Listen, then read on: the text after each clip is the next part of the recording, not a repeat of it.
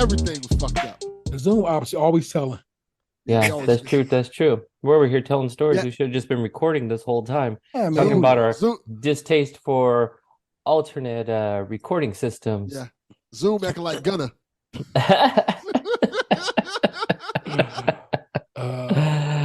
Man, whatever I use, it was similar to what I use now, the service Iris I use now. But like I said, once it cost me a show, it was like, nah. And so Iris is dope because it records individual tracks. If I really want to, I can get in there and really edit. I don't. But it also gives me a composed track. The composed track is usually just fine. And I use it. And even when my man Gabriel's traveling the country and sometimes has the spottiest of internet. Even with his nonsense, it still gives me a solid record just about every time. So fuck with it, man. They come through pretty well. Yeah. So it's not so bad. It's not so bad. But Zoom is pretty good. I love Zoom. Welcome everybody to a new episode of Cadillac on Mars. You got me, Chaufie. You got T in the scene. You got Delvin hanging out. Word on the street is Shaun's supposed to be joining, but allegedly he's doing an interview with the local police department. Oh, he's I don't know if too. Yeah, I was like, oh shit, you're about to be Blue Lives Matter? Like, everybody telling on Young Thug. But I don't know if they're interviewing because he is a witness or accessory to a crime or if he's trying to get a job. He did not specify. So probably. All of the above. He's snitching and trying to get a job, and he's accessory to a crime. You know, he might just actually be playing a long game and like becoming a cop. So then he can at least get his son off if he gets arrested. So that's a good idea. Yeah, that might be too. He's like, listen, this is going to cost me somehow. So if I can keep you from being in the jail cell, then maybe not. So no, not a bad idea. No, not bad. So he says he'll jump in. There's the odds of him actually joining are probably very slim, but he's got a link. We'll see what's up. He's on this show quarterly. Yeah, exactly. Which this would be his quarter episode. Makes sense. The end of the year wrap up. But what's up, guys? What you guys been up to? What's been new? What's happening?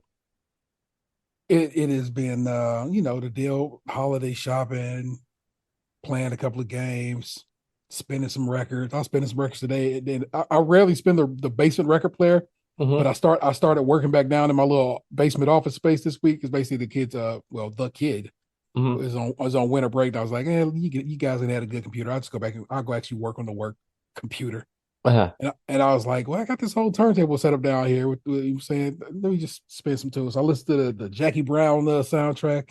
Oh damn! And Moonchild Starfruit record today. As I was just sitting down there at work, ended up having the speakers are facing away from me, so I had to flip the speakers toward my office so I could hear the music clearer. Man, it's just been real chill vibes, man. Some video games. I'm sure we'll get around to at some point. Yeah. And my kid had his tonsils out. That all went well. So that's great. Yeah. So that all. Do they still do you like if you do your tonsils out? You should be eating ice cream. Yeah, ice cream, pudding, Jello, popsicles. What else did that kid much? Mashed potatoes. Your boy had to make some. I made it from scratch one night, and that was the only night. I was like, I'll just go buy some from the store. Oh, you did the whole thing with mashed potatoes and stuff like that? Yeah. So you man really love your child. Hey, there, hey. Fuck that. Where's that instant mashed potatoes?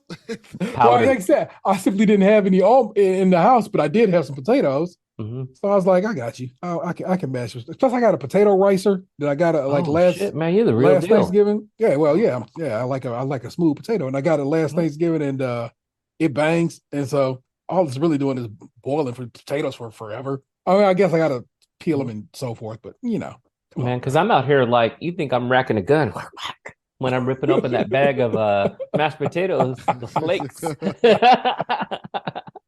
I'm like, delicious. Do I want the baby reds? Do I want the cheesies? I mean, it's a plethora of flavors. Just go ahead through the flavors, man. I love it. So what I learned over Thanksgiving, and this was via an episode of the Doughboys Double, their Patreon show, is boil the potatoes in vegetable stock, and you get a much more flavorsome potato going, man. Yes, that I knew from working in a restaurant. Yeah, well, your man wasn't aware, so I did that for Thanksgiving, and them potatoes was recklessly good, bro. Yeah. It was stupid. That's a good idea. Yeah. I didn't know that was a thing, but like honestly, like my first real job was working in a restaurant. I think I've talked about it before, like on the Navy base. And I learned so many fucking life skills in that place that it's like I to this day I reference it like nonstop. And it's like that's one thing, like making mashed potatoes. My mom would make mashed potatoes, boil the potatoes, and then working in a restaurant, and they were putting like combinations of like beef and like chicken stock. And I was like, what? And they're like, well, if you're going to do a stew, do it this way. If it's going to go on a side as like, for chicken or for turkey, do it this way. And I was like, the fuck are you talking about? They were the most flavorful. I was like, I mean, my mom's potatoes were fine, might have been on the lumpy side, but whatever. But they were homemade. Whereas these, it was just every bite was like flavor instead of just the butter on top, or the gravy on top. I was like, damn, fucking brilliant. That sounds pretty good. Yeah. I respect it. It was something I learned this year. Basically, every Thanksgiving is something fresh come out the gate. So 2 things this year: that mashed potatoes trick. Second, Asiago cheese in your mac and cheese, y'all. I've done that before. Yes. I've used all sorts of cheese. Asiago is what I have not, and I got a wedge of Asiago from the spot, and I was like, and my kid was like, "Yo, Dad, that cheese is funky." I go, "Yeah, that's that good, that cheese funk where you like a nice sharp cheese." And that addition to my mac and cheese, man, my son told me it's the best I've ever made. I have to make it again for Sunday when we go to Nessa's folks' house. So I will be attempting it a second time. Let's see if I make it happen twice. I like it. That's a pretty flavorful cheese. I think because it blends well. It's got the balance of like that sharp, sweet, or not sweet, sharp, salty. Yeah. I don't know. It's delicious. But just cheese in general is fucking delicious. So also fusilli. It's the noodle of choice going forward. I'm never fucking going back. Oh, really? Okay. It has such it captures everything. It has not even just that. It has such a nice bite as just a noodle. I was like, oh, that's the one. Yeah. So, I don't think I never tried fusilli like that. Nah, fusilli is the move. Like if you're still sticking with the elbows, man. That's when you realize you're still in amateur leagues. Hit the fusilli, that's what's up. Every little twist in there gets some cheesy flavor in it, but like T said too, it's got a good texture to it. Yeah. I'm a big ass kid, so I usually use like the shell macaroni and cheese. That's what I'm saying. Yeah. Because you go to like a fucking Panera or something like that, they'll be giving you like fusilli. Ah, okay. Yeah. I'm not going to Panera. You got to think against Panera? You're like, fuck Panera. Nah. Anytime I go to a place like that, I have to be thinking or pondering. eating soup. Yeah. I mean, shout out to soup, though. Soup is delicious. I love soup. Yeah. Let's all put some respect on soup's name. Right, exactly. Facts.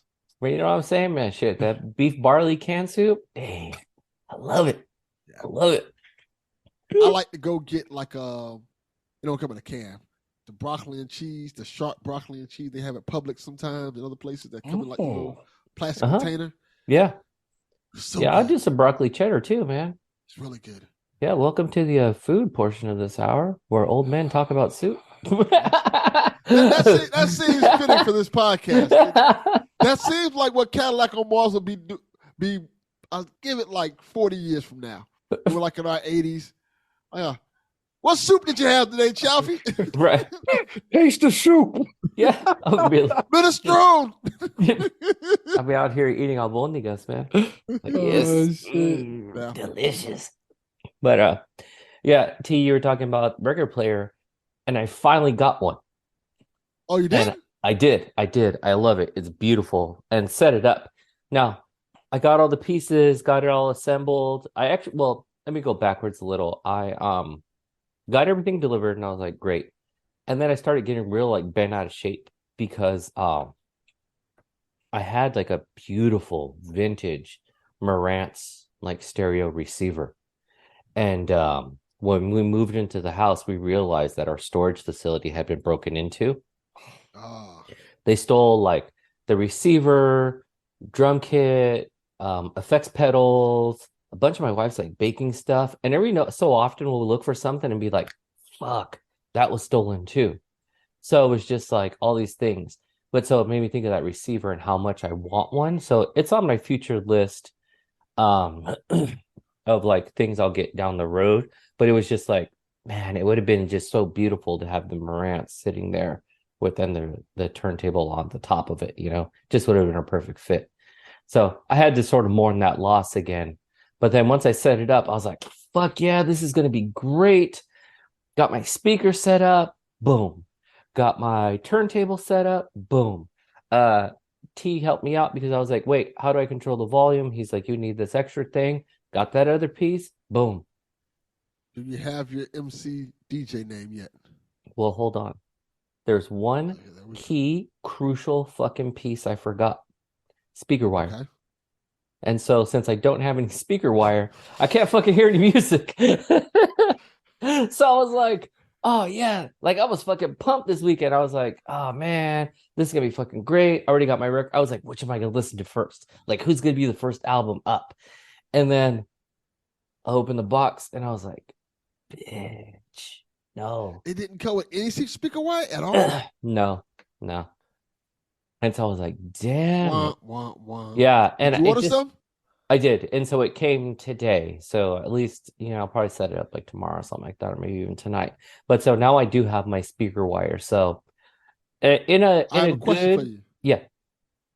What records are you going to buy for your record player now since you're... Oh, I got a fucking ton already. But I was about to say, how many records do you have? Yeah, but you have to buy more to Christian it, of course. Well, I did just receive 3, and I'm waiting for one more. I already have a pretty decent collection, but today arrived, and so this was like a good odd coincidence because I really wanted the first album I play to be Beach House Bloom is the name of the album. And so I'd been hunting it down, and then someone was selling a copy of it, and I was like, yes. So that arrived today. Danny Brown, you know what I'm saying, arrived today. And then this band called the OCs, that their album arrived today too. So I got 3. I think tomorrow Chief Keef Farnham is coming up tomorrow.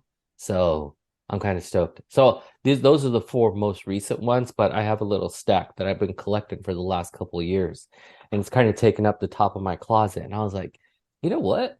I need to stop being a punk and actually like fucking playing these albums because they're just sitting here waiting to be played.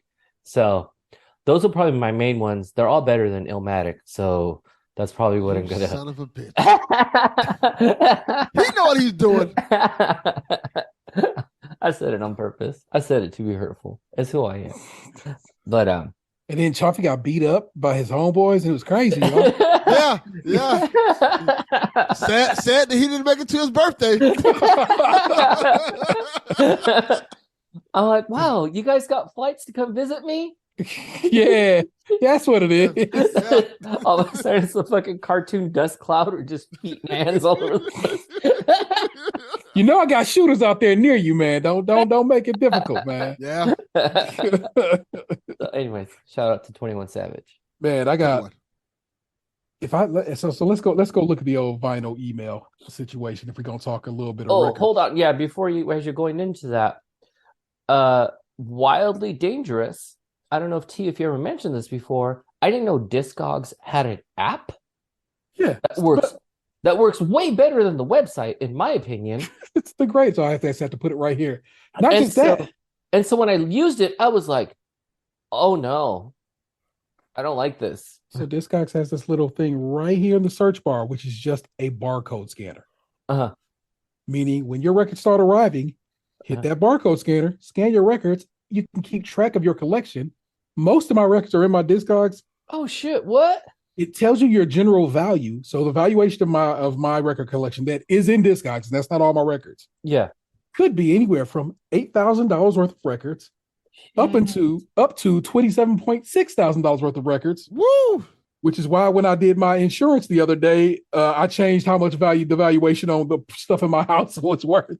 No Because way. I'm not saying I actually do have $27,600 worth of records, but I could. Well, And because you have that one like ill copy of Frank Ocean that's already a chunk. So that he sold some copies the other day, right? No. Different album art and stuff like that there, and he came out the gate with that, and people were like, "I finally got a copy of Blonde." I'm like, "But you ain't got my copy of Blonde." That goes for regularly upwards of $1,000. Yeah. And it's not like I said. I mean, I love Blonde, great album, it's my shit. Yeah. I paid maybe $30 when he dropped it on that Thanksgiving some years back, whenever that happened. Yeah. The fact that people consider worth a rack is bonkers. Wild. That's fucking wild. Yeah, man. So it's all sorts of records about to come into the house of this over the next few days, because of course Christmas gifts, stuff I've ordered. I ordered that Lunch Alchemist record that went on sale Friday. Oh, uh-huh. So I got a copy of that. I wish I could have went to the pop-up, because the pop-up they had the salami, the turkey joint. I got the turkey one like in my cart. It was checking out, and it kicked me out and said nope. Damn. So I end up just having to get the straight up black vinyl, but I'm okay with that. Sometimes I'm okay with that, man. I just ordered King's Disease 3, like literally like maybe 10 minutes before we jumped on. So that way I got that, because that's still on pre-order. So I was hyped to get that. Vanessa ordered me A$AP Rock dropped a song the other day. What is it called? Whatever it is. He dropped the track the other day, and she ordered me. There's a 7-inch they got of that, so that's coming. But you know what I've not heard anything back about? That Mr. Motherfucking Esquire that we talked about forever ago. That's right. Yeah. So why don't we go take a look at Bandcamp and see if because that was supposed to come in November when I ordered it. Yeah. And it's well past that now, isn't it? You could, he's really good on answering messages on Instagram too. And I don't doubt that it's probably just some nonsense, because the usual distributing shit that's happening right now. Because Vinyl's just been going through it as a whole. What kind of cart did you get, or you just get the cart that came with it? Just the one that came with it. Okay. So send me a recommendation. I certainly will. Because I figure I'll start with this one just to start with something. Yeah, and then kind of take it from there. Though maybe after this sometime, I do need some tips on like the balancing. Like there's the weight in the back, and I'm like, how to get the tone arm just right. Yeah, gotcha. So I'll need that. But I did get that one weight center. Yeah, good. And also, you should get this app. And I use the free version, so I didn't give them money for it. But I actually was looking at it today, because I had to get my, like I said, the basement turntable. I had to get the speed just so, because I was like, what's going on? That song don't sound right. And it's old, so it has a dial for pitch. Uh-huh. Unlike our turntables with the slider. And the dial is so much more of a challenge than you think it is. But there's an app you can get on your iPhone. It's called RPM. And you literally can set it on the middle of your turntable and turn it on, and it's going to spin. And you use the iPhone's gyroscope to tell you if you're where you need to be at, which is hopefully 33 1/3. Yeah. So it'll tell you if you're 33 1/3 is actually 32. Correct. Yeah, and so if you need to pitch it up or pitch it down. Yeah, that's brilliant. Yeah, that over my way. All right, got you. Do you have a record player, Delvin? Funny you should mention that.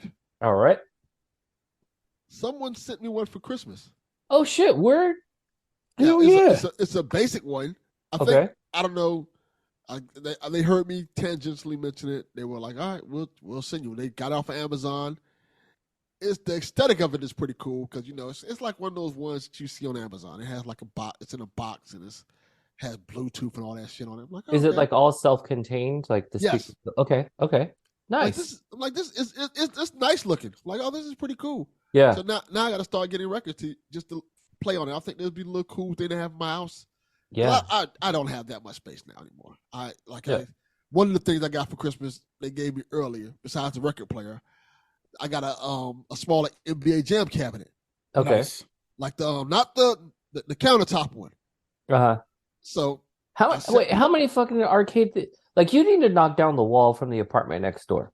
It's going to get to that point. That's what that's I have really what needs to happen. Like I have 4 now.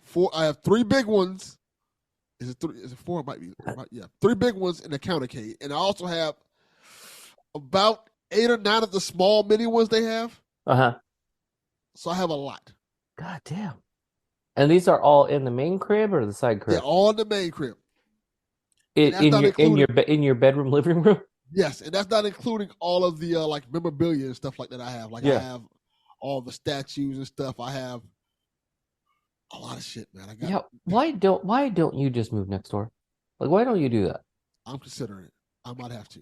Like, I think you're past considering. Like, I think you put yourself in that situation. No, matter of fact, why don't she move next door? That might be a better option. Like, yeah. No, you move next door because you get more space. Why are you going to give her more space? Because I don't want to move all that shit over there. Lazy motherfucker, man. It's a lot of shit. It's like 4 arcade cabinets. Next door, you're just going. You know what? Enough said. This is also the same fucking guy who had to buy a Switch to go downstairs. No. It's a lot. It's a lot of. You gotta understand. It's not easy to move that shit from one side to another side because, like I said, one is stairs. So to go next door, you have to kind of and take stuff out. You kind of got to go down the stairs a little bit because the apartment doors are so close together. And for some reason, they built a while back. They built one of those awnings on top of it. So you got to duck all the shit under the awning. Anytime you have an awning on top of it, it makes, of course, it stays a little dry. So that's a good thing. But it makes taking stuff in and out of an apartment hard as fuck. So you got to pretty much like getting a couch up there, nearly impossible, as well as beds and stuff like that because of the awnings. Just for clarification, didn't you say your ex's side of the family Latinos, right? Yes. Why don't you fucking hire them? Like, I mean, it's a versatile group. They will get the job done. They're not those type of Latinos.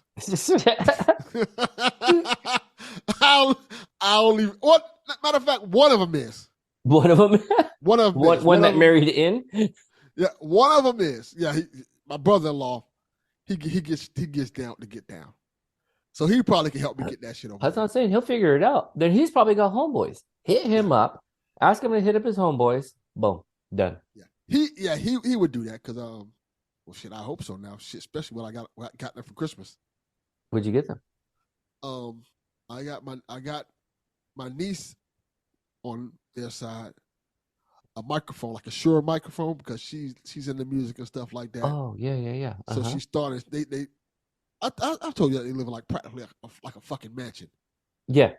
Yeah, that they bought that one crib that was like, oh, this shit is fucking huge. Yes, and they're building a studio in there. So I got her a Shure mic for her to do her performance and stuff like that. Nice. And I got my nephew's, which is something he's gonna play, Xbox Series S. Nice. So they're gonna play that because they still rocking like the Switch and the PS3 shit. Yeah. So and you know what? That's not a bad move. The Series S is I mean, especially with like the Black Friday deals and a lot of deals that went down, it's kind of really hard to pass up. Great deals. Like I ended up getting 2 of them. I got one for them and one for my other nephews. Because they were like, I think I got them like for $200 a piece. Yeah, that's what I say. They were going for like $200, like $199. Yeah, you get them Game Pass. Yeah. Just ride out, man. And especially if they're coming from like very old gen, like not recent generation. Yep. They'll be fine. They're gonna be stoked. And like T said, they hit them with the fucking Game Pass. Good. Yeah. They're good to go. Kind of how I looked at it. Like, here you go. Welcome to next gen. Yeah. You're welcome. So I had to go check and see about this Mr. Motherfucking Esquire vinyl. As I look at the order, and it says estimated to ship June 26, 2022. Estimated to arrive no later than July 10th, 2022. It is, as we record this, December 19th, 2022.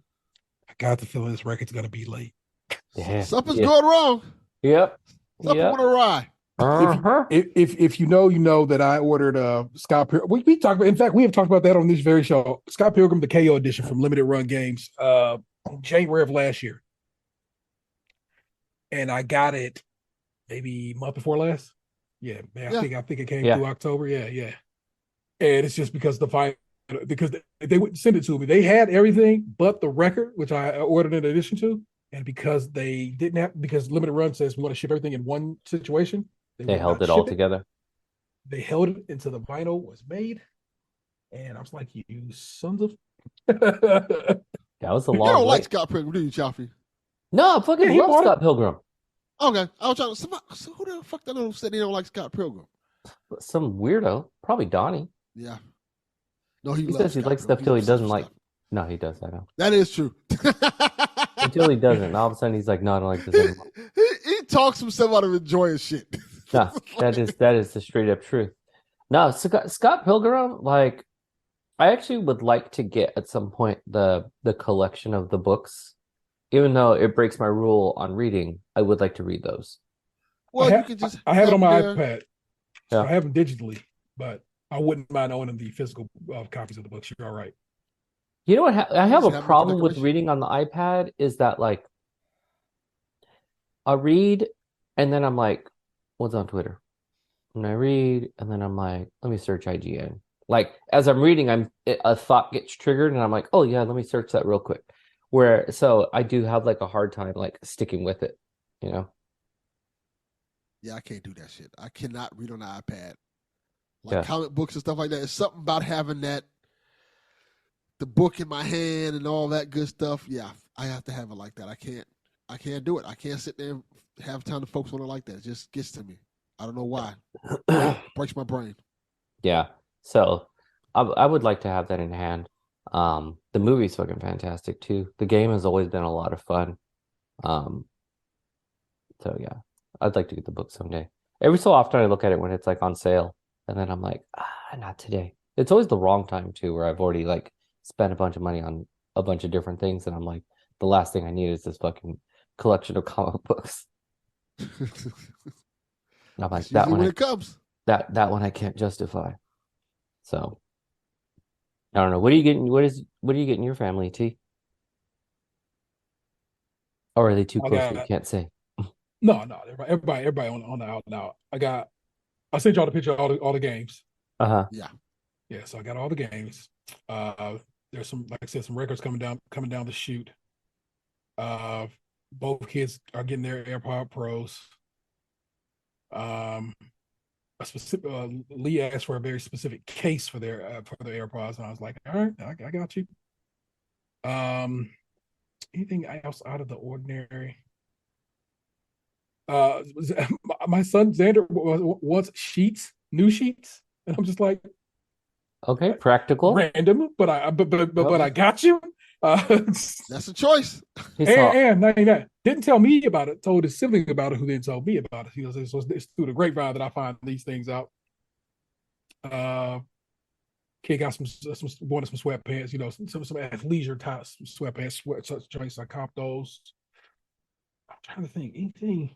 Like I said, nothing too out of the ordinary. You know what I'm saying, we were racking them up today. It turns out I have 3 vacation days left this year that I kind of have to use. All right. But as it turns out, the boss is like, yeah, it's cool. We'll just push a couple of them over, and and I'm like, cool. Let me use one, and I say, let me just take tomorrow off. So I'm gonna be off tomorrow to do my last basic runs, which is stocking stuffers, and so forth. You know what I'm saying? I go up for Christmas in general. Just the general winter holiday is kind of my jam. So be it Hanukkah, Kwanzaa, whatever, you know what I'm saying? I fuck with it. I just love the celebration, not the Jesus-y part of the celebration. I'm more the Saturnalia part of the celebration, which is just wilding with your people, eating good, drinking good, and just having a good time, enjoying the holiday. Yep. That's what it's all about. Yeah, no matter what background you come from. This season's got me. This year in particular is like real like backwards for me, because with it being on the weekend, our winter break doesn't start until this coming Friday. So it's like, boom, one day, Christmas Eve type of thing. Like it's gonna be too close. So it doesn't feel like a lead up, because all I'm focused on is like all the things happening this week. But I did get everyone in the house like taken care of. So I ain't gonna get into the details because they be listening. So Yeah, we did get everyone kind of squared away. And then but like I said, it's really like been out of my head because I just had it's like what fucking Christmas? It's like, oh shit, that's already next weekend. Um but I've always been salty about the Christmas time too, especially having a birthday that's just like 5 days away from Christmas. That shit is fucking garbage. I think my wife found a That sucks. statistic the other day that was like people born in December receive 40% less gifts in their life. I was like, yeah, that sounds right. And they probably receive about 200% more socks and underwear because that's what everyone will be giving you for your birthday. So my son's born day is of course December 8th. Uh, And so I consistently have always been like, that's your day. And nobody will ever tell you that, oh, this is a Christmas, whatever. I'm saying anybody who try to pull that nonsense gets no love from me, man. yeah. Get that because it's your born day. You know what I'm saying? And we will celebrate it accordingly.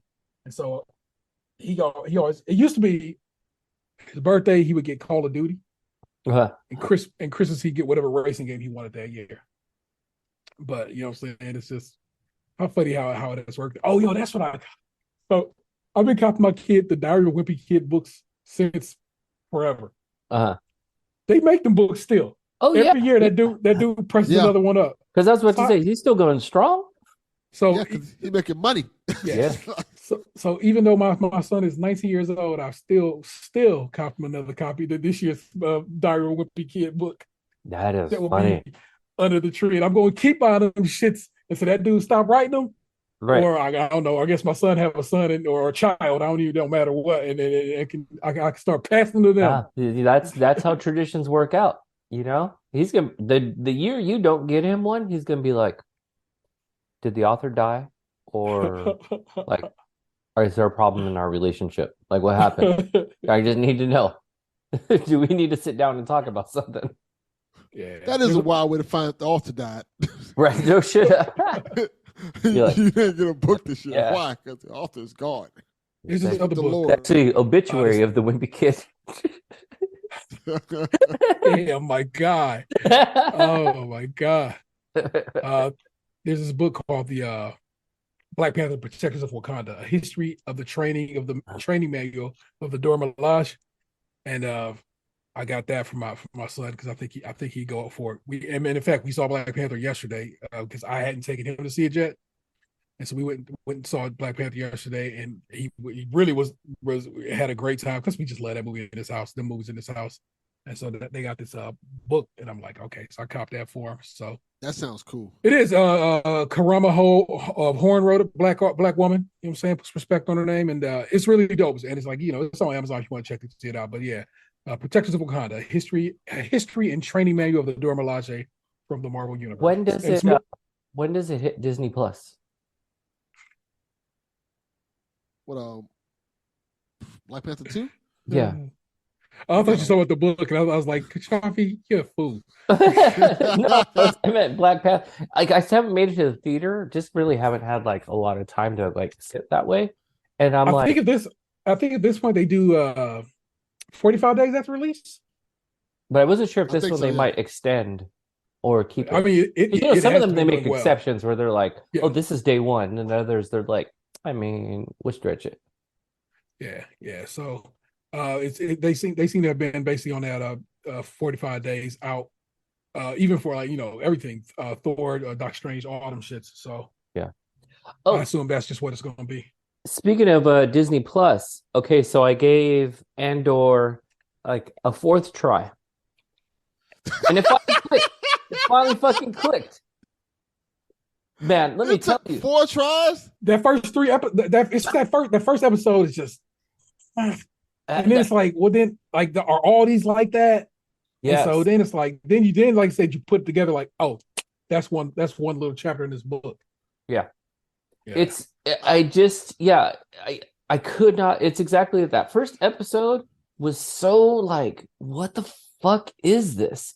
But I was telling my wife, I had to remove it from like the Star Wars universe in that like, there's not, aside from like the main character, it's not, at least from where I am right now, it's not a lot of characters we know except for like the main character, right? Mm-hmm.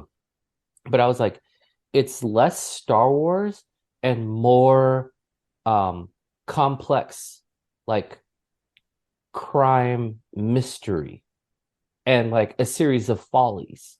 Like if they didn't have the accent at the beginning of the show, and then you have the guy who wants to be self-righteous and do he wants to do the right thing and find this criminal, and everything fucking blows up. It's like all these events. You have the dude who's the snitch, like all these things, and then it's like, oh fuck, this all happened because these dudes wanted to talk shit to him in an alley.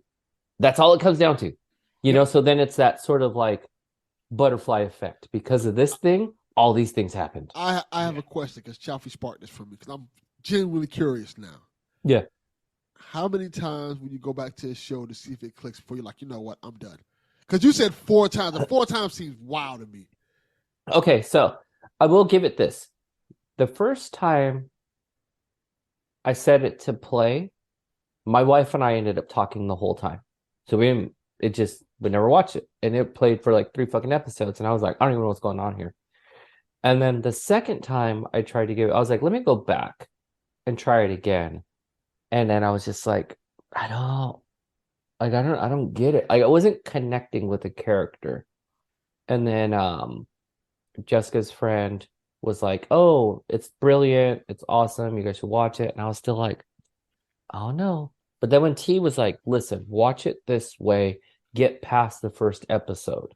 Then I was like, okay. And I'll say this, once I really paid attention to like truly paid attention to what was happening, then I was like, oh fuck, I totally missed this. And I totally missed this other piece of crucial dialogue to understand like what was happening. Part of it was me not being focused in enough, and another part of it was just, like I said, having to understand this is not a regular Star Wars show. But to go back to what you're saying, I'll usually at max give something like 3 tries, where then I'll be like, no, okay, let me let it set. Let me try to get through the first and the second episode, like, because sometimes, especially if it's a new show, you got to get to about episode 3 before it's like, now you know the characters, now you know the purpose. But because very rarely does it catch you from the start, and then it's like, this show's fucking brilliant. But now I get it, and I'm like, oh, the writing on this show is fantastic. Bro, Tony Gilroy show ran the shit out this show, man, and I'm very. It might be my show of the year. Wow. And it's just it's so much political intrigue and so much. It's so much Star Wars, but not the Force. Well, and I think that's what you just said, though, right now, because it does still play into that. It's the political intrigue. This could be fucking West Wing. You know what I mean? Like, it really is these 2 political groups, Democrats, Republicans, whatever you want it to be. Like, it's these 2 forces against each other playing these political games. Mm-hmm. Like, you could have it be whatever you want it to be. I was like, and so that's why I was saying, like, I had to separate that it wasn't like, when does fucking Grogu show up? In March. You got a while. People told me that it's woke, so I can't watch it. Damn woke. I don't even understand how they could drag that out of that. Hate that word now. They have made me despise a word that I care nothing about. They ain't taking that from us. That's ours. I stay woke and trust that. You ain't gonna just take it because you fucking it up. Fuck off. That was our shit, and I stay woke. They ruined it for me. I want to punch them in the face every time I hear them use it incorrectly. It's because that's what it is. They don't even know what they're saying. Yeah. Have you seen the one TikTok where it's like it's one of those like duetted ones? I don't know if you've seen the one where it's like it's the dad and his daughter. And daughter looks like she must be like no joke, something like around 7 years old. But she just like cuts through with like the quick like response. And but in the video it's that girl who's like I just hate woke people. Woke people are the worst. She's like spouting off. And then the little girl fucking pulls down her glasses. She's all, then you could just stay asleep. And I was like, damn. Two things that I hate, despise as of late. People who say shit like that. I hate woke people and stuff like that. And people who just say, I don't want to use pronouns anymore. Like, bitch, do you know what a pronoun is? Yeah. You know how the English language functions? Yeah. That's what we do. Actually, I probably think all languages have pronouns of some ilk. Yeah. It is how language works. It functions. You don't always use proper nouns. Yeah. Yeah. I hate those people. It's also when you really, or I'll say this, I'm going to go from my perspective and my experience because I can't speak for everybody. But in my social media feeds, it's a very like microscopic group of people who have suggested pronouns, like in the bios. For the most part, it's not really a thing. Like I said, from my group, different groups might have more. And so it's like, but when I see people on my feeds where I'm like, who's forcing you? Like, why do you care? Although, and none of us are saying it. Like, what the fuck? Like, you just want this to be a problem. Like, this is just dumb. So, constantly out there looking for fights. Just nonsense, you know? I agree with you. I saw something on, I don't know if we should talk about this now. I saw something wild on the news today where people were outraged because, now get this, and this happened in Florida, which makes it even more interesting. People were outraged because there were parents taking their kids to drag shows. Oh, yeah. This was recently. This is, again, they're doing this again. Yeah. The key word, the place where they say the parents should be allowed to do what they want to with their kids. Mm-hmm. They're mad because parents are taking their kids to drag shows. Yeah. It's insane. Because it's like, people just basically want to bully other people. That's all it is. That's all it really is. Like, I just want to have the freedom to tell you no. I want to have the freedom to tell you you're wrong. Tell you what to do. Yeah, to tell you what to do. Don't tell me what to do. But then get real bent out of shape when it's like, hey, could you use these pronouns? Would that be okay? My God, fucking blow up. And it's like, it's not that serious, man. Like, it's just words you use in general, like every day. Like, we use they and them all the time. Who are you talking about? Them over there. Oh, okay. Like, what the fuck are you talking about? Like, I think racket. Like, come on. The more older I get, the more orny I get in ways where I just start to hate. Well, did you say horny? Pause, man. Ornery, dog. Relax. Relax. I was like, whoa. Chill. I got the divorce and all, but wow, man, you pivoted real quick. Well, that too, but Delvin out here like boner alert. not in this case. He's like, just gets my blood flowing. I'm like, chill. Oh man, but I've gotten to that point. I'm just sick of people's shit. Like I really am. I'm like, come on. No, like, you can't be this stupid. No, it is really challenging, and I know like it's something I kind of like. It's like an inner monologue that I sort of struggle with because I know that my sort of my like friend circle is like a period. Like it's not even a circle, just like one dot. And then it's like more and more, even when you talk about like social media circles, like those are getting smaller as well. Cause it's like, I just don't got time for people. Like, man, a lot of people catch the block and mute because I'm like, I don't want to hear that anymore. I'm done with that. I mean, that's the beauty of like being able to like curate your feeds as well. But it's just like, am I closing myself off? Should I be at least listening to what's going on, or does it not fucking matter? You know what I mean? Doesn't matter. And as I get older, I'm like, it should don't matter. Like, it doesn't pay my bills. Like, I don't need it. I've learned ever since a certain person has taken over the Twitter spaces. Yeah.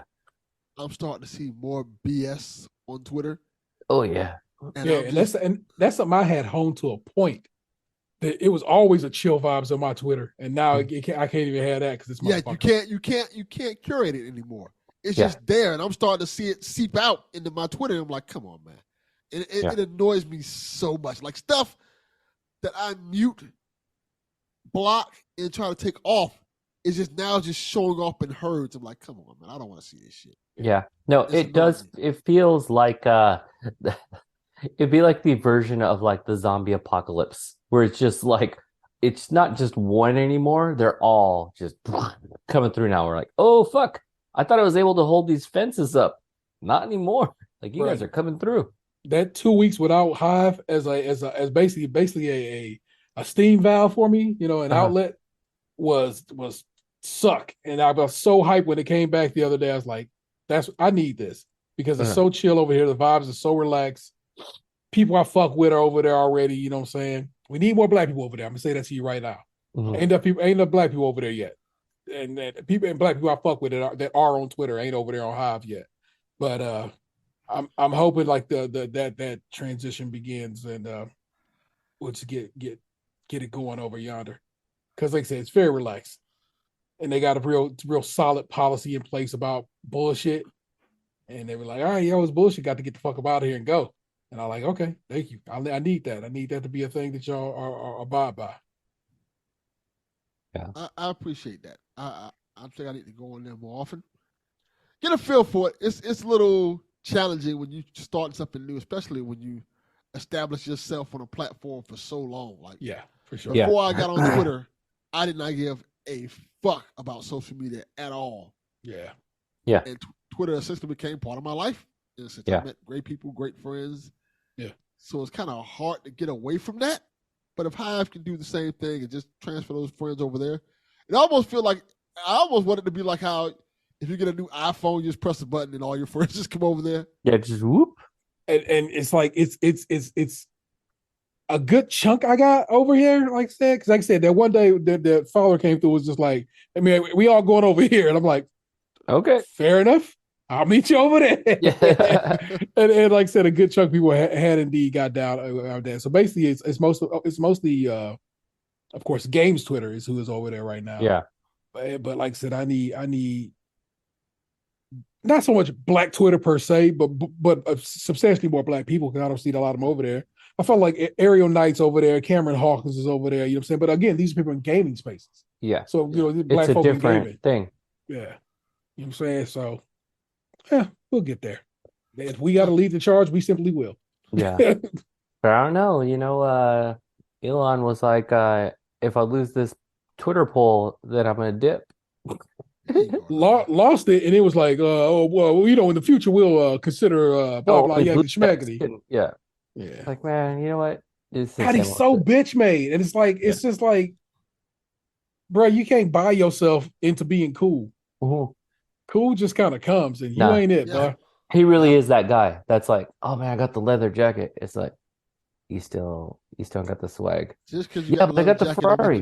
Yeah, that's true. Yeah, right. Only one Fonz, man. Let me see you smack a jukebox. Is he gonna play any music? Probably not. Probably. So he's just swaggerless. Yeah, exactly. None. 1000%. And people like him, of course, are like, "That's my guy." Like, well, your guy is awful. Yeah. Like how? I don't know. I'm noticing something. I don't want to make this a Delvin episode, but I'm noticing something about a lot of black celebrities that I respect. That is just gross behavior. The way they gravitate and, for lack of a better word, dick ride certain billionaires and celebrities of that stature, and they're only doing it because they're clout chasing it. It's nasty behavior. Like, you don't have to do that. Like, I understand he's a billionaire. I understand you respect that hustle of becoming a billionaire and stuff like that, but you ain't got to be nasty like that. There's other people you can. There's no hustle from Elon Musk. His father was wealthy from apartheid, South Africa. He took that money, invested in PayPal, and then they was like, get the fuck out of here. You're a piece of shit. And then he was like, well, if I'm leaving, y'all got to, call me a founder and let me keep my, investment. And that, of course, when PayPal got sold to like eBay, it blew the fuck up. You know what I'm saying? He ain't smart. He dumb luck, and now he dumb luck. Just was born wealthy, born with the fucking silver spoon in his mouth, in basically an enslaved country at the time he came around. Fuck that dude, man. He ain't shit. He ain't ever gonna be shit. And he whack. And people like said the fact that Dave Chappelle had him up on stage, like, get the fuck out of here. Dave Chappelle is soda ops right now, man. Ron Funches was spot on when he said that shit. Yeah. Dave Chappelle, man, what happened to You Used to Be Beautiful? We just had that episode like 2 episodes ago, and now I'm like, you are.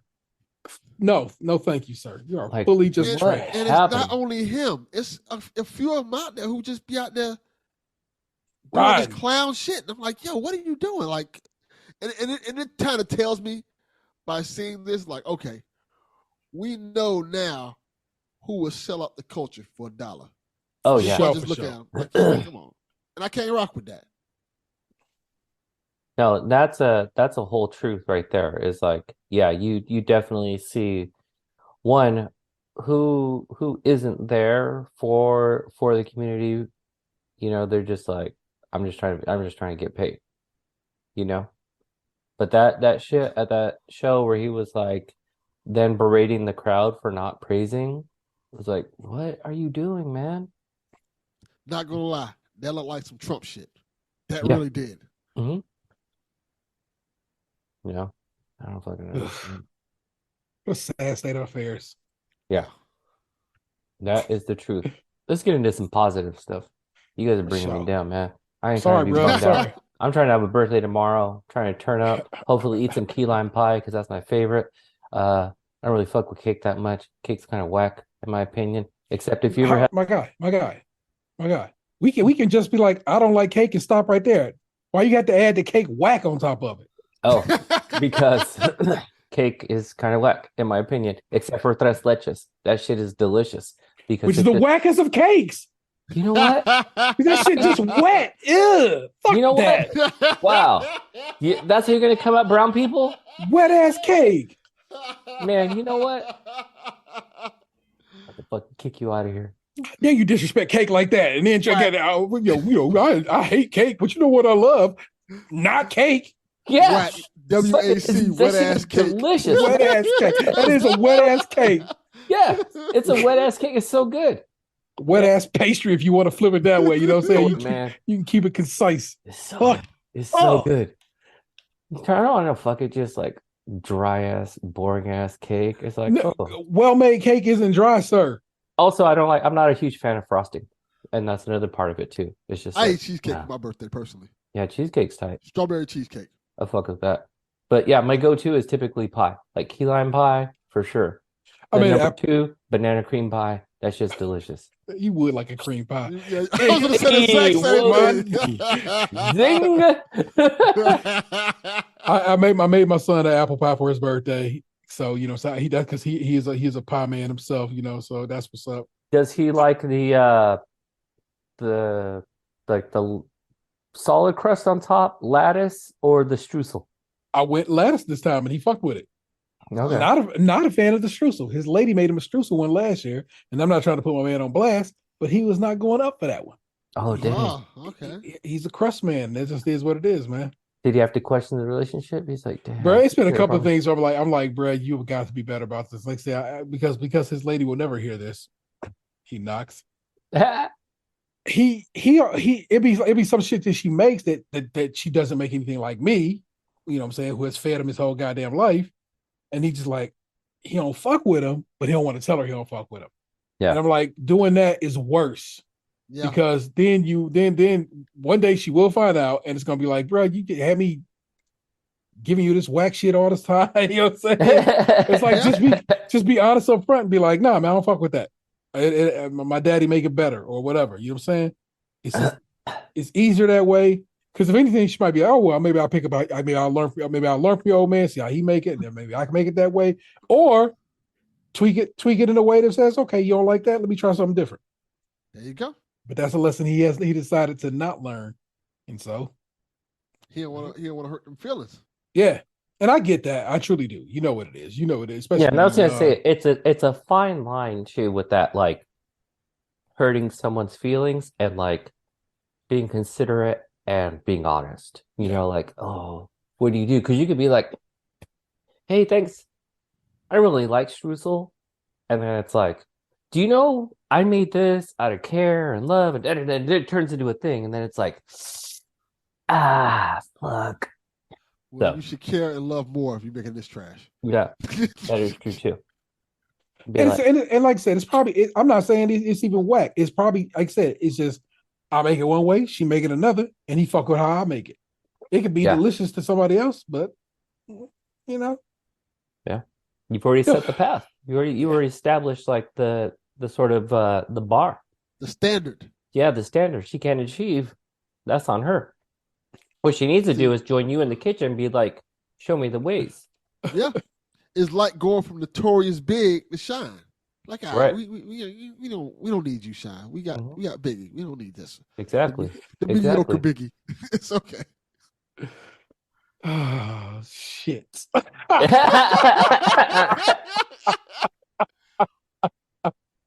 So for those who didn't get that reference, it's fine. Nobody remembers who Shine is. What type of nigga leave you dead in the streets? You got to be bare minimum 42 to understand that.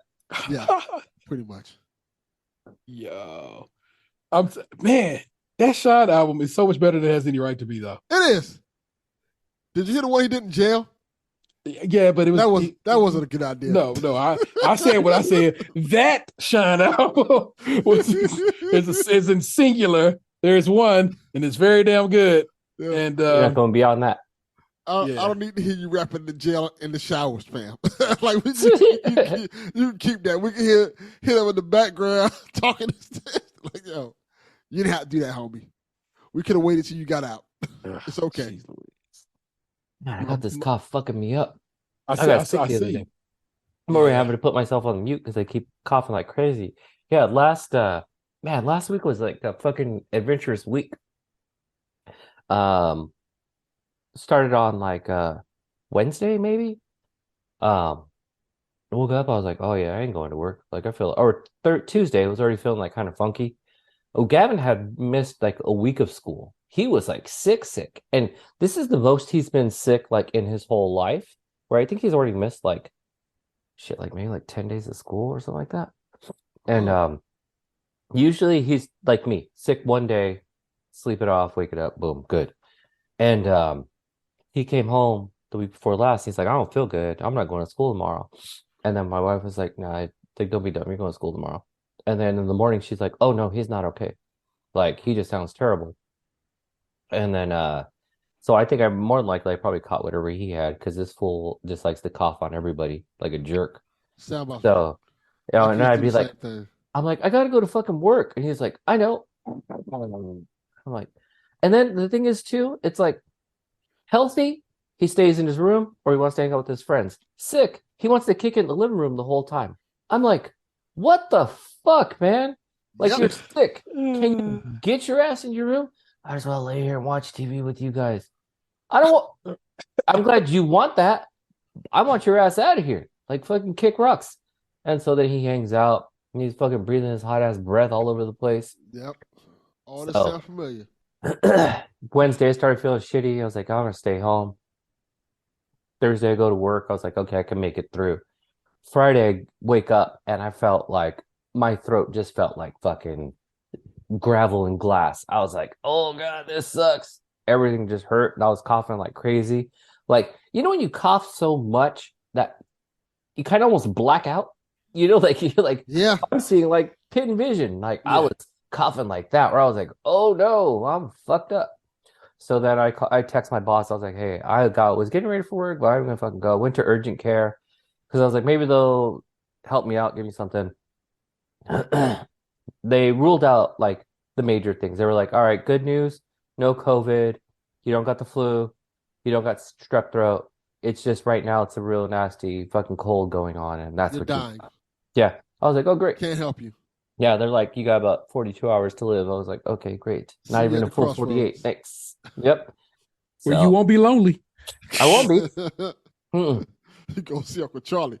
I was really hoping for an East 199, but I guess not. So, shit. But so that's kind of just been like, I'll get these like random ass like intense fucking coughing fits where I'm just like, oh god, this fucking sucks. So that shit is fucking whack. And so Friday, pretty much, I like no joke, slept like all day, just medicine, sleep, sleep, sleep. We kind of really did that throughout the weekend too. So debated on even do I make it through work today, but I pushed through. But man, coughing, that shit is garbage. Yeah, Like sucks. I hate it so much. It ruins everything. So even like spending the day like talking, like because majority of my day is like having conversations with a variety of people. That once I get towards the end of the day, I'm like, everything's fucking like run down and tore up. So I'm like, this fucking sucks. You out here sound like a used muffler. Yeah. I'm not even getting the good Barry White, like smooth, like silky deep voice. All I sound is just like someone who's been smoking a lot. I'm like, hey guys, Mike Wazowski here. But I got I got an update on Gavin's rap career. He's flipped up his name. We're trying to get his music changed, but if we can't, then we won't. He's not going to be Drippy GP anymore. Okay. He is now going to be GP.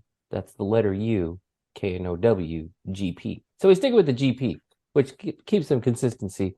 Okay.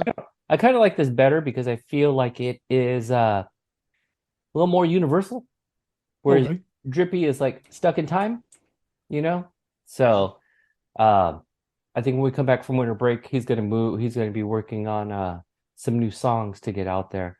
So we're trying to change this to, yep, GP. So keep an eye out for it. So he's out here. He's been doing his thing. He's kind of been, I know he wanted to record recently, but I think that's when I was like really sick. And I was like, yeah, I ain't gonna fucking help you out with that. You gotta figure it out. But I don't know. I gotta get him some like production classes or something like that. I gotta get him like in a program that I think will really help him out. So that'll be another step. Okay. But I want to sidestep over and talk a little bit about let's get into some gaming shit. Art man, fuck, you know why? Because you want to just play Stray like all the time. I already beat that game. I was gonna say something mean about it, but I'm not gonna say what. Isn't that your game of the year? Not even close. So you and Jeff Keighley, you're like, this game's the shit. I fucking love it so much. You get to teach the cat how to drink milk. Yeah. Are you guys all playing God of War? I have not. Well, it exists in my house. It's just that is ethereal as a Christmas present. So got it. I possess it. It is not actually here. Without getting into much of it, I'm having a hard time with the game. It's not engaging me. It looks great. Interesting. It plays great, but it's like I think you guys were talking about this, Delvin, on PSVG, of the concept of like, well, yeah, it's going to be more of the same. Like, what did you expect? A whole different game? And it's like, but there's more of the same, and then there's just like not moving the needle enough. And so I feel like this is just like a literal continuation where I'm like, I needed, and the changes don't feel like they're like they've made a better quality of life in the game. They're just like, it's fine. How far are you in the game? I know I'm fairly early in it too. I'm fighting the elf. I'm like in the elf world. I don't want to say what I want to say without spoiling it. Shit, I don't want to say it, but like story-wise, I think the story is really, really interesting. But I don't know what it is, because I really loved the last one. Like, I've always enjoyed the God of War games. This one is just kind of like, it's not hooking me. I will say this. They add elements to the game the further you get into it that fundamentally change the way you play the game. I'm not just talking about weapons, just actual, like, something happens in the game that changes how you play it. And maybe that's what I need, because I feel like right now, you'll know when you get to it. You're like, oh, this is completely different. Yeah. I see where they're going now. I don't want to spoil it to you. Because I would say, like, I feel like right now, I am playing the game and have gotten this far without paying attention. Hit L, hit R2. Like, I'm doing it without even having to be focused. And it's kind of just like, all right, I'm just going. I'm just going. I don't have that part yet that's like, oh shit, this is the battle. This is the like the opening was rad. Like when you're like going up and it was that big adventure where it's like you find out what's up with the sun, you're fighting Thor. It's like, oh fuck, this is sick. And then it kind of just like bust its nut too early. And I'm like, okay, Like, is this the part where we take a nap? Like, what's happening now? So I was listening to Giant Bomb's Game of the Year podcast, and Dan Reichert over there had a similar kind of way of looking at it like you did. He's like, it's just not different enough from 2018. And so he's just, basically, you out there, you're throwing your axe, you hit your birds, you do this, you do that, and blah, blah, blah. And I'm like, oh, wow, I guess that sucks for him. uh-huh. But I think I am ready for some more of that. So, see, that's my thing. Not to interrupt you, I have a question for both of you guys, because, and this kind of drives me crazy, because with God of War being kind of more, they like more of God of War 2018, people are like, okay, it's the same. They kind of knock it for that. But in the same vein, Spider-Man Miles Morales was just more of Spider-Man. Hell no. No, it's so different. It wasn't that different. It was a different story, different character, but it was still similar to the original Spider-Man game. It's like that. So like, okay, in my opinion, we always want to word like that. Miles, as a character, plays different. He swings differently. I'm saying his movement, his motion is different. His power set was different, as it turns out. There's enough difference baked into that I can be like, I would argue that no, you are. I would not argue that you are wrong. We just got a different opinion here, and that I will say this: it's the same thing in this game. I don't want to say too much without spoiling. It's the very same thing. Much like how The Last of Us adds on to certain things in 2, it's the same thing. People, unless you literally don't upgrade Kratos, in this game, it's a lot of different layers. You start off with a lot of stuff in the game. And I think that's the difference. You start off with what you ended the last game with. It's not like it's not like, okay, you just don't have anything. No, you start off with what you had the last game, essentially, to a lesser degree. But as you play, I need T to play this game because I want to spoil. You get more stuff. We'll revisit it. We'll revisit it. You get more stuff, and they have another specific gameplay feature that fundamentally changed the game, but you have to get to it first. And that's why I don't want to say too much. There's like gameplay elements that completely change the game. Like, okay, this is completely different from 2018. Those who played the game, they know exactly what I'm talking about. Like, okay, this is a whole new element, and it freshens up the game just enough so you're like, okay, this is pretty cool. Yeah. Because I was going to say, going back to like the Spider-Man Miles Morales comparison, I think like I'm more on T's camp in that like there was enough difference for me to be like, these are two different games. And that's kind of what I was hoping between Last God of War and this one. Very, very similar, but enough for me to have to learn something new. And I think that's it. I think that's why I'm not connecting, because I'm not learning anything new. So it's not even, I actually stopped playing for a little bit and went back into, because I was halfway through like Cyberpunk, and I was like, I need something that's a little still challenging. Like I'm still learning Cyberpunk because I'm not familiar completely with the world. But then I went back to God of War because I was feeling sick, and I was like, oh, I just want to chop shit up.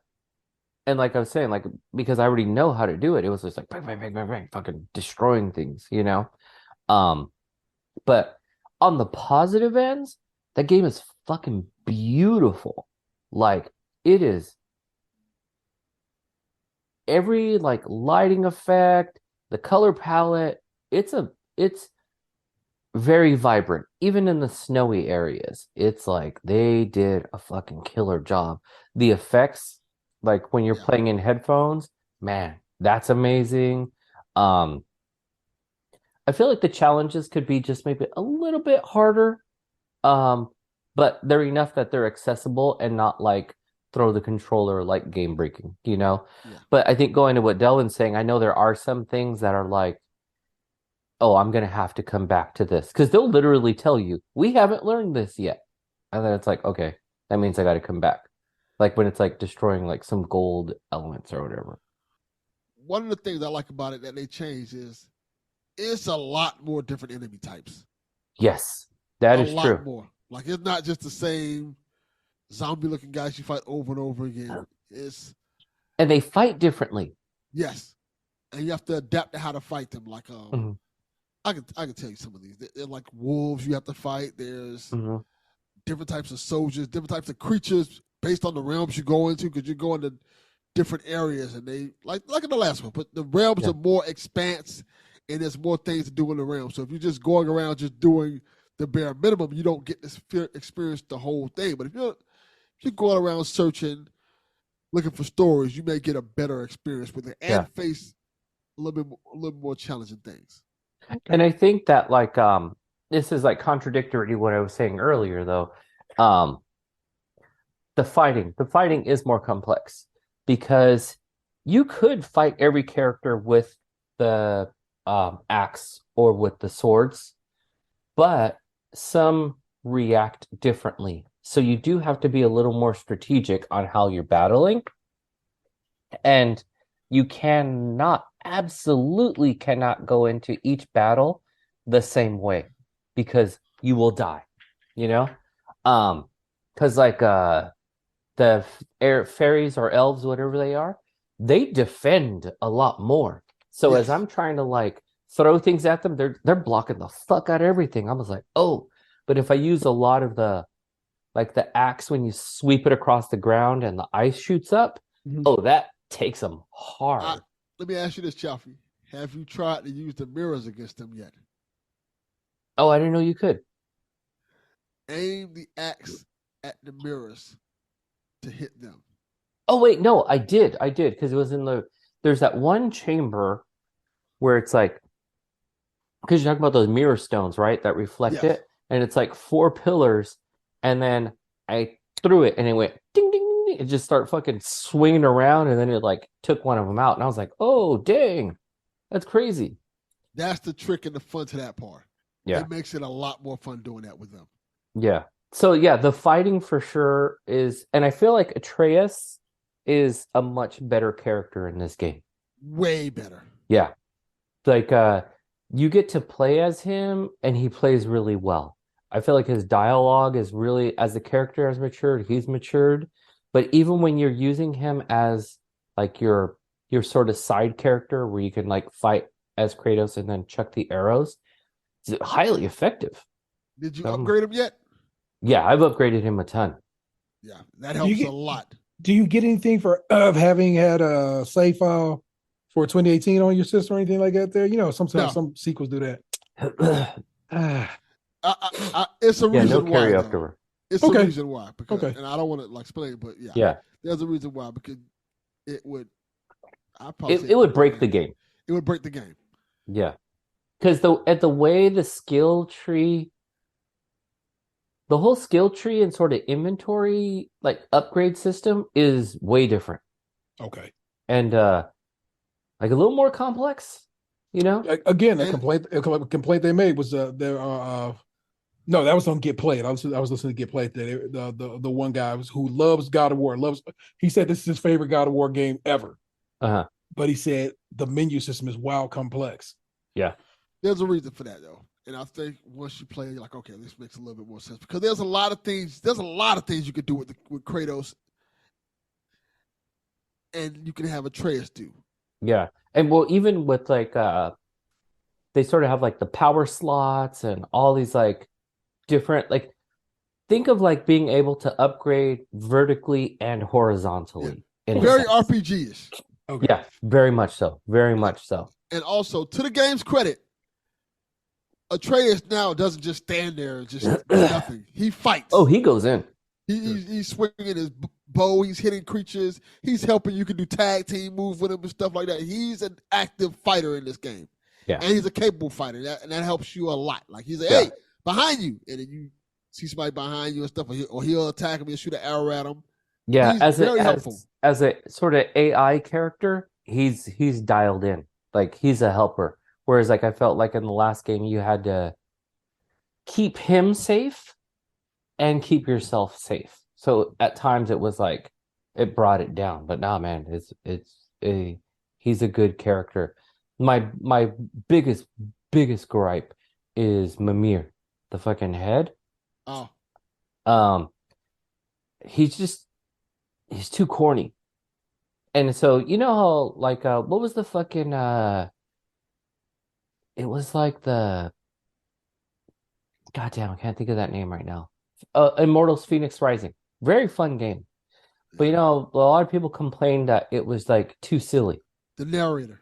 Yeah, the narrator was like way too jokey, and I could agree with it. It's a very fun game. It's a good game. But how did you feel about Mimir in 2018?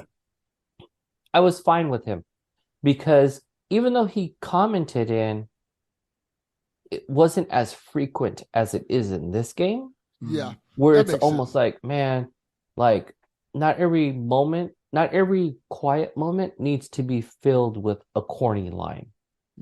I like him because in this game he feels more like an active participant.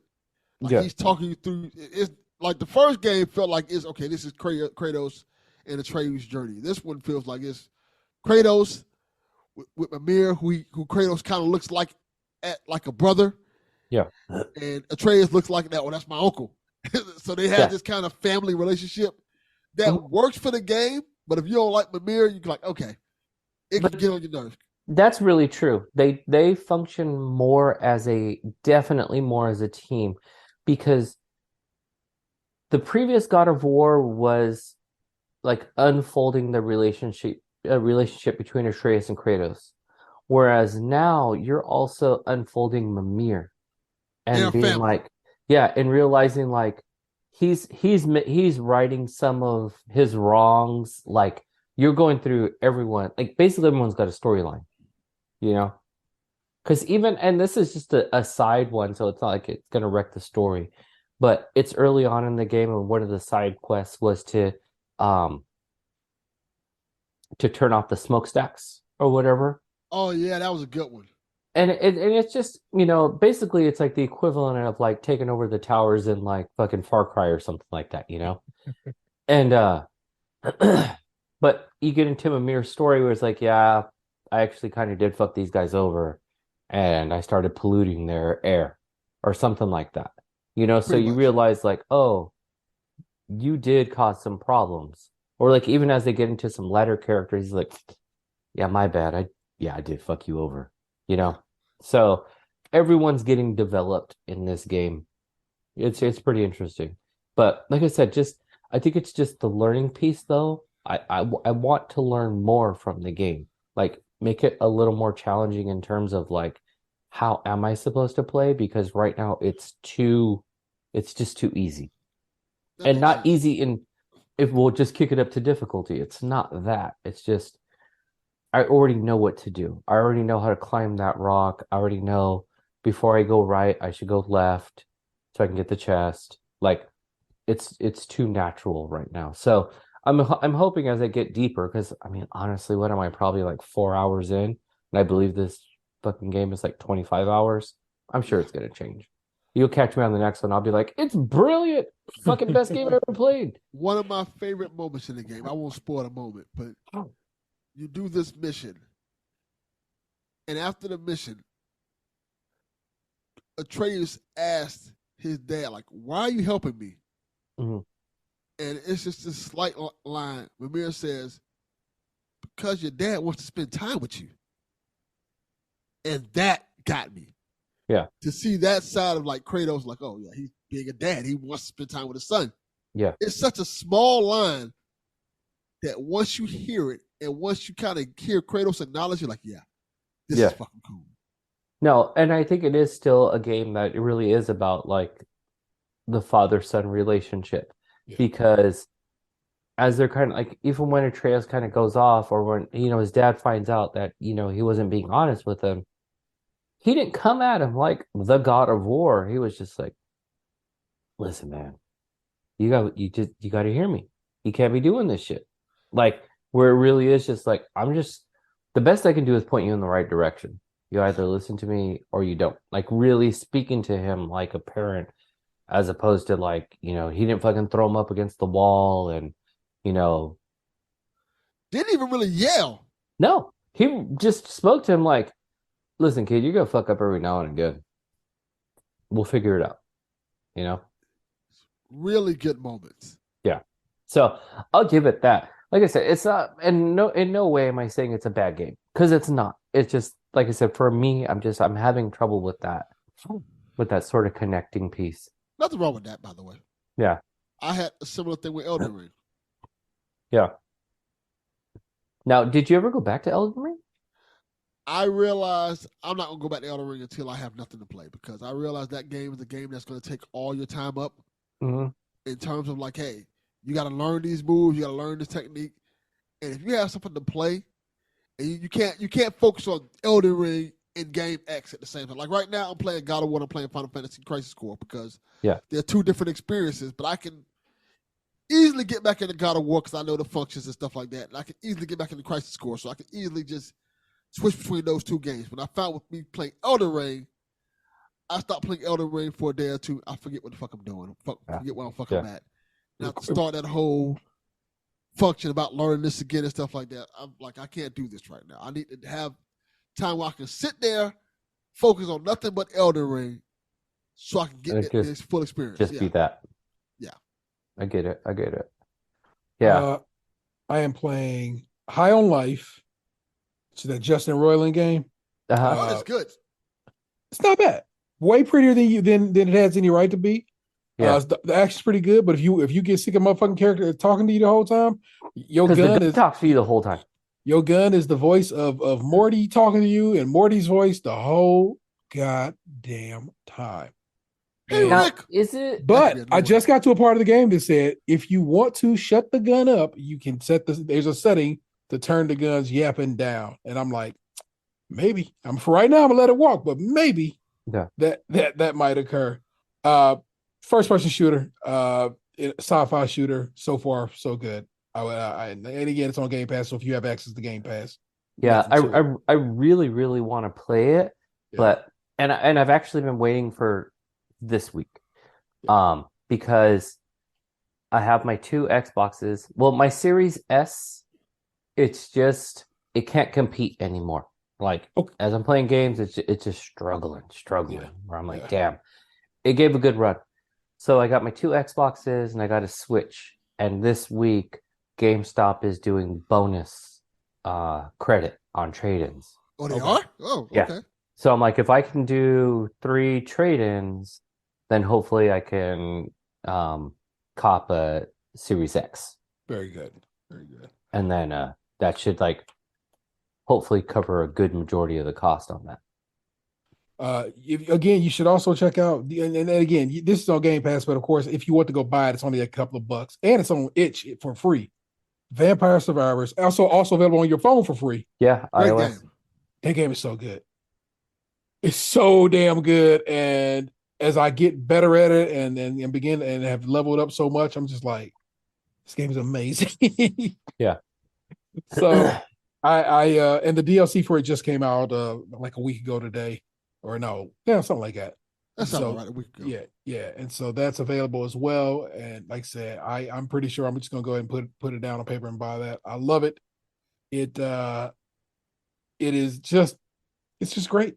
It just really is. It's super simple to play, super easy to pick up and start going, and just get you about a 30, 45-minute session in, and then put it down and just have a good time with it for that amount of time and nothing to it at all. Yeah, because I got it when it was it Game Awards, when it kind of did the stealth drop type of thing, and then I was like, oh shit, it's out, then let me check it out.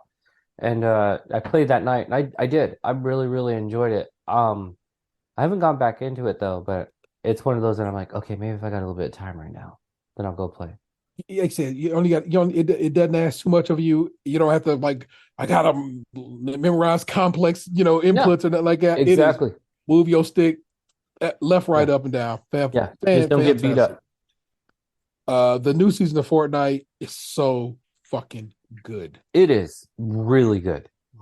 It's super pretty. It's super. They upgraded to Unreal 5.1, and it's the fact that like we went from one day, all right, we turn it off Fortnite for a day. We'll see you tomorrow, and we come back, and it's just like this is a new game.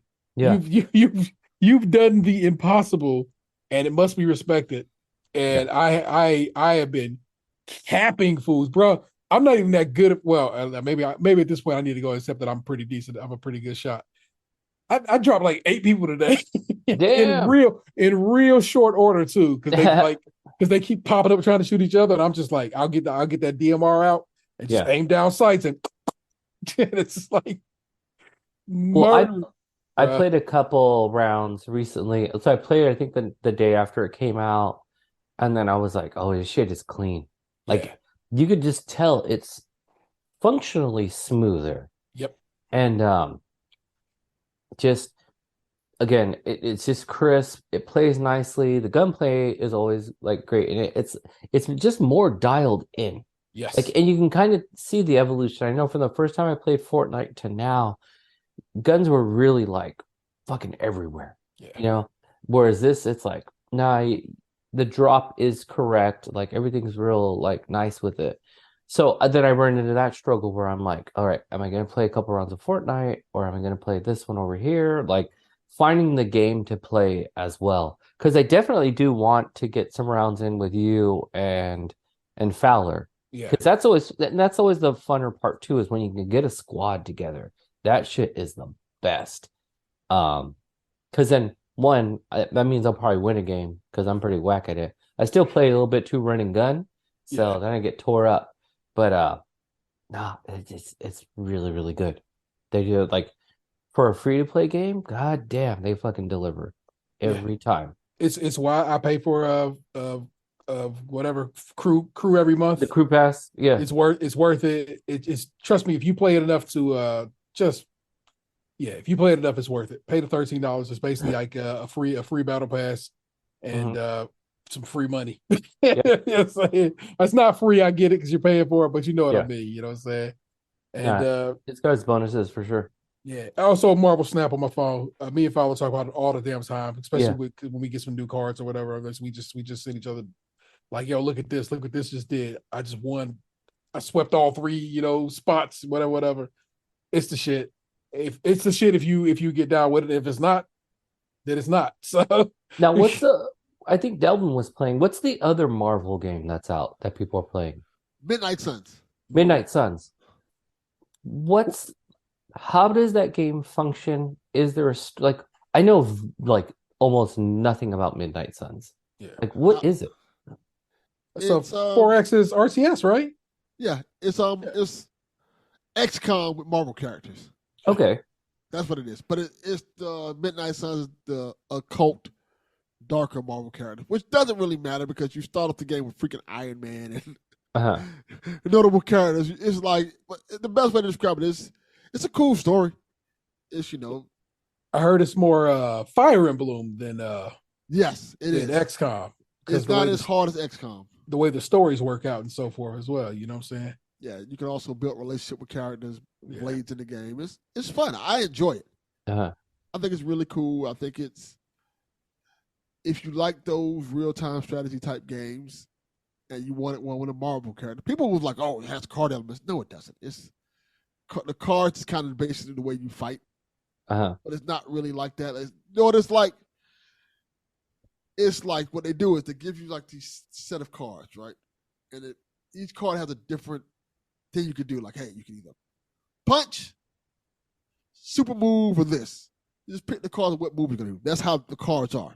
It's not like, instead of using like little, how the words will be on the screen, like, hey, fight, special move, combo, or something like that. No, you just use the cards for that instead. And it makes the combat a little bit more fluid, and it makes your attacks a little bit more different as you play. So it gives a cool little element to it. I recommend it. If you like those type of Fire Emblem / XCOM games, I think it's dope. All right. Yeah, because I was like, I don't understand. Is it just another card game, except this time you could see the characters. But It's, now hearing you break it down, I'm like, oh shit, no, this yeah, is way fucking different. yes, it's not a card game at all. People made it like I remember when this game was announced, people were like, "Oh, it's a card game," and they kind of spoiled people's expectations on it. But it's not a card game. It's not even close to that. It's Interesting. XCOM with Marvel characters. Yeah. Okay, that makes a lot more sense.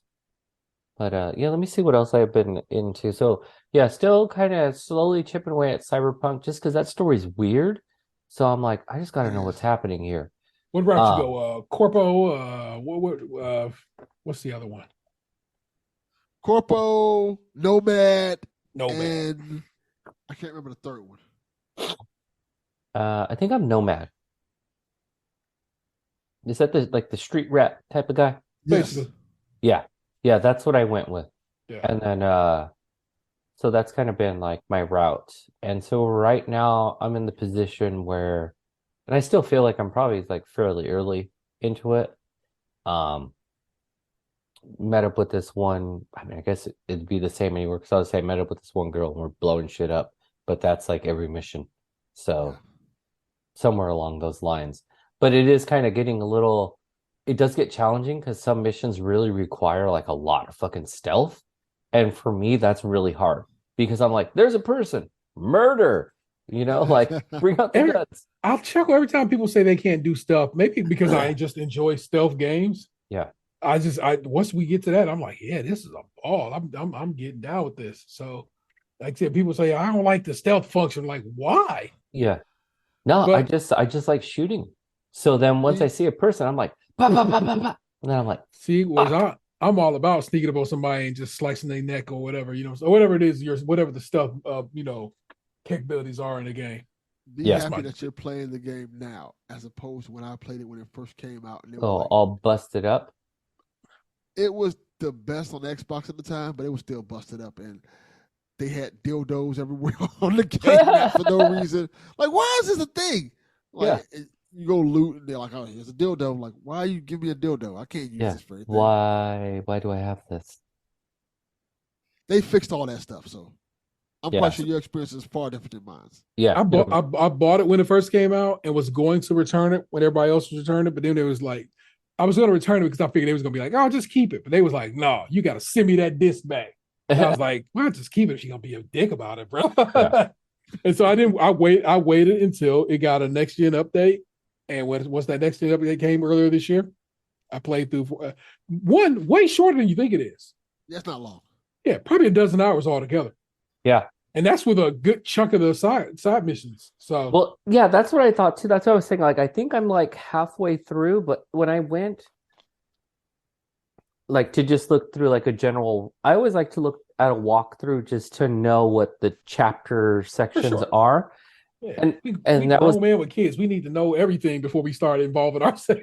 Right, exactly. And so then I'm like, oh fuck, I could finish this. Like if I sat down in an afternoon, I could really knock some things out. But then it's like all the side stuff. It's like, oh, that's a lot of shit to do. Yeah. I think I finished like 20 hours. Nice. It's pretty good. I enjoyed it. Cyberpunk's a great game. Love that game. It's better. It's better than its initial release made it out to be. Yeah. What do you think about the upcoming DLC? Hype for it. I'm saying I'm down. But then I'm so weird about it. I have bought so much DLC, and I'm just like, I hadn't played it so long. I done forgot how to play it or something. You know what I'm saying? Yeah. So I feel like they need to give DLC refresher courses before you get down with the kid down. Like, let me get you back up to date. Yeah. Other than that, I've been playing. I was way late to the game and started playing the first Mario Rabbids. That game's fucking also fun. A great game. That game is like so much fun, and it's a good one to really like play, like when I am kind of zoning out on TV too, because it's not like dialogue story driven in a sense. Like, yeah, there's these rabbits that have taken over and there's these other things taking place, but they're more visual than like listening to the dialogue type of thing. So that's fun. Just learning the different ways to fight and battle. That's been like a super fucking ton of fun. And then what's that? Only has like 4 worlds in it, right? I think so. Something like that. And I think I'm just about to start the 3rd one. So I've just been slowly like piecing my way through, but it's been pretty good. It's not so bad.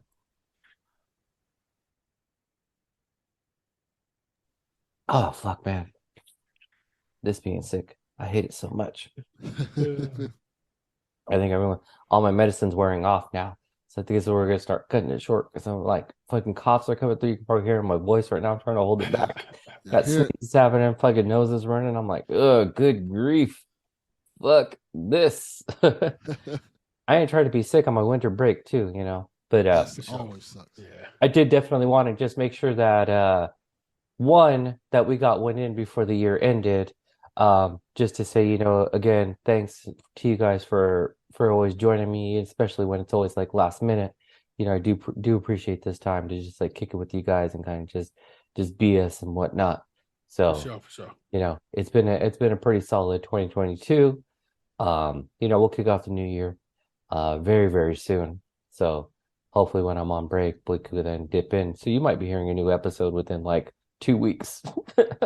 We'll be back that soon, probably. I think we all off on the 2nd anyway, right? Yeah. So we might make that happen. I don't know. Delvin might be in the streets. He's over here using dating apps, trying to hook up with hoes. So, hey man, you single trying to mingle? Do your thing. You could hear these stories on So Tell Me. We did record one of those recently. That shit was on hiatus for like 6 months. I felt bad. But no, I just want to say thank you guys for always doing this with me. I truly, truly, truly appreciate it. So I guess it's time to sign off before this fucking coughing fit hits me right now because I'm about to get knocked back. Oh no! All right. Before Chaufie dies of coughing, I gotta tell y'all, if you fuck with Delvin and I, then you must. It is a must that you get down with a podcast latest episode. It is our top 5 or opening bars, and I have listened to my own shit like 4 or 5 times. That's not normal. It's a really well done episode. It came together so good. I agree. And it's a hell of a listen. I truly think you will enjoy it. It is me and the homie Ant Tatum 216 from Skim just doing what we do with this shit. But then of course Delvin came through, my man Carl Tart of NBC's Grand Crew. So you pretend you'd be like, hey, that guy's famous. Yeah, he is. Came through and also had and shared their top 5s. And like I said, the edit came out so well, and I'm very proud of how it worked out. And I think it's dope, and I think you should listen to it. And I want to tell everybody far and wide, get down with that episode because it's so good. No, it really is. Not only is it an entertaining episode, it's an education as well. Like, hearing you guys talk about it was like, one, learning a little bit about like each one of you, like in your sort of time capsule. And then also like how things kind of like thought process and how things come about. So it was like very insightful. I really, really enjoyed that episode. It was fucking solid. That's really, really good. That has been the intent with this return of a podcast, is to be just a little more, give you a little more history, give you a little more, I don't know, a little more us, but in a different way. You know what I'm saying? And so far, so good. So. No, I'm with it. I'm going to be straight up honest, and I don't think I told T this, but I'm telling T this now. I would say this if T wasn't here. That episode probably was my favorite podcast episode of last year, or this past year. Christ, that is high praise for a man who I know makes a lot of podcasts. Yeah. I thoroughly enjoyed that episode a lot. I may have listened to it twice, and I've recommended it to several different people. Yeah. It's a great episode. Yeah. No, it truly, truly is. Also, you will hear Delvin rap and sing. That is true. And so it's so good. And it's not, I know. It just seems like, okay, T, come on. But it just is. Like I said, that shit, everything about it worked out so well. Yeah. Super proud of it. We also came back with some more Crime Nick Jew, who co-hosts Crime with me and Ant, wanted to discuss the Big Brunch. It's on HBO Max. And we were like, sure thing. keep this truck rolling. So we are recapping and reviewing The Big Brunch on HBO Max. All of the episodes are available right now, so you could be ahead of me because I only watch it week to week, and I am not up to date for tomorrow's record, but I will be. I will be by the time we get on the mic tomorrow night. But yeah, it's a delight. Big Brunch on HBO Max, and like I said, I would tell you to listen to Creme Patissier, a great British Bake Off podcast. But in this case, we're going to talk about The Big Brunch on HBO Max. Creme being spelled with a K, just like crunchy is spelled with a K. If you listen to Skim, stays crunchy in milk. It's kind of a thing. It's a branding kind of thing. Yes. K. You know what I'm saying? How about you, Delvin? Delvin Cox Experience, as always. You can check that out. I was also a guest on Gutting the Circuit Cow. I was a co-host on that show, and we were talking about the Blair Witch Project. The 19, oh shit! What is it? What that was? 97? 97? Yeah. Yeah. Talk about that movie. Somebody didn't like the movie, so I had to go on and be a judge and determine whether he was right about the movie or not. So check that out. Got in the Sacred Cow to hear my opinions on the Blair Witch Project. You know what? I might have to listen to that. 99. Because I still watch that movie and I do enjoy it, but I do understand why people don't like it. So I'd like to hear this guy's opinions. Saw that movie once. It fucked me up. And I was never going back. There's a few movies on my list that are like I'll never go back to. That's one of them. So I don't want to give my hand up. So two things real quick. My sister and I went to go see Blair Witch Project. We were in the theater, and early on into the movie, when like weird shit happens, this one guy stands up, goes, "Fuck this movie," and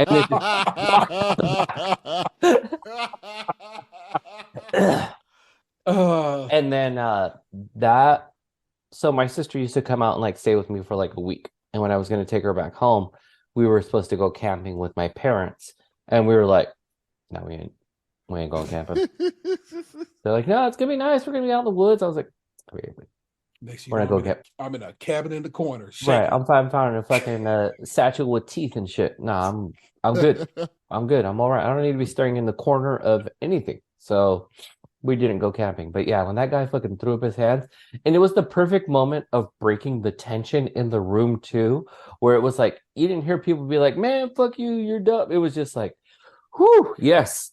He's not wrong. Like, I'm glad somebody said it. Fuck this movie. Exactly. We were all like, he's not wrong. He's not wrong. All those the found footage movies, man, you know, like Cloverfield. Cloverfield is still the shit to me, man. I love Cloverfield. Yeah, man. It's like some of the movies, it worked really well. And like I said, Blair Witch is one of them was like, whew, no. I like it. But yeah, I gotta check that out. Yeah, and then we did our episode of So Tell Me. So is it out? Is it coming out? Yeah. Another week or so. I think I'm gonna release it on New Year's to surprise everybody. All right. Nice. Come out on New Year's. Tight. Start the year off with those wild stories. There is some wildness on there for sure. Yes. Well, all right, guys. This will be our last one for 2022. We'll be back in 2023. Delvin, thank you guys for joining me again. Told you Shaun wasn't going to be here. He's out here trying to be the ops. So, you know, he probably can't be on the show anymore either because he'll be trying to snitch on us. So, we out of here. Peace. Peace. What did